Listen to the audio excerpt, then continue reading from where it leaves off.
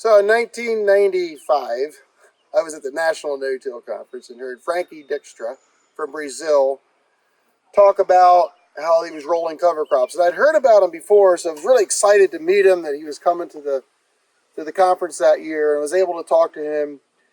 And I came home from the no-till conference, and I literally had barrels set up. I was going to weld angle irons on them, and I was going to put rods through and fill them with concrete, because that was some of the ways that I had seen some of the pictures they had done in Brazil. And I literally was starting to do that, starting to manufacture that, or starting to make it and everything. And then I happened to see in a farm magazine that there was a device called a rolling stalk chopper made by Buffalo out of Nebraska that was designed to go in the spring in corn stalks and chew up the corn stalks a little bit, fluff up the soil. Kind of like what we know as vertical tillage today, but not with discs, but more with these blades.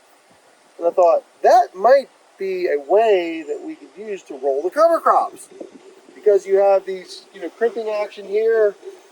And so I called the company up, and they said, well, that's an interesting idea. We've never shipped any of these things east to the Mississippi before, but we do have a dealer for some of our other equipment in your area. So long story short, they said, we'll ship it east, and if you like it, you can buy it. If you don't like it, ship it back. Fair enough. So I got it here, and when it came stock, everything was mounted directly on the bottom of these 7x7 frame. But I made 2 rounds of my cover crops, and I called them up and said, I'm going to buy it. So I was convinced immediately. And I was going into rye, it was 3 or 4 feet tall at that time. And so we bought it, but we had problems. It would wrap around here, around these bearings, and you kind of have the euphoria of, wow, this machine really works, and then you run a couple more rounds, and the rolls, these would stop going, they would clog up, and that was one thing. So I, to get to this point here, putting these collars on, I had a local machine guy make these up.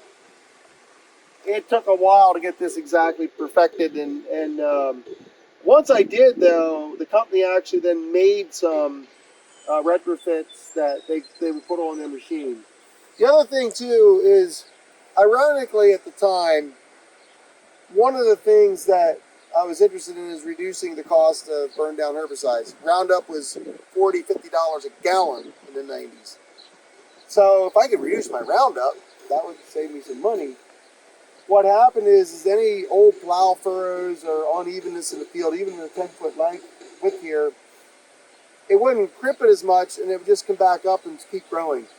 So, it didn't really help me as much on reducing my herbicides. That's when I thought I need to put parallel linkage to make these all flexible. So I went to a local machinery dealer, and these are all from corn planter parallel linkage. They said, you can go back in our lot. We have some old ones out there. Help yourself, sell them to you at junk price. So I did that. These are actually face plates here of old corn planter parallels. These are the same. I had a friend build these up and build this here, and we got the angles and everything.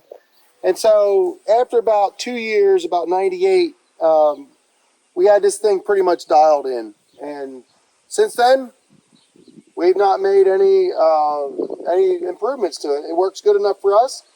The bearings have been changed, I think, at least 3 times on all of them. That's the only thing that wears out. But, here we are,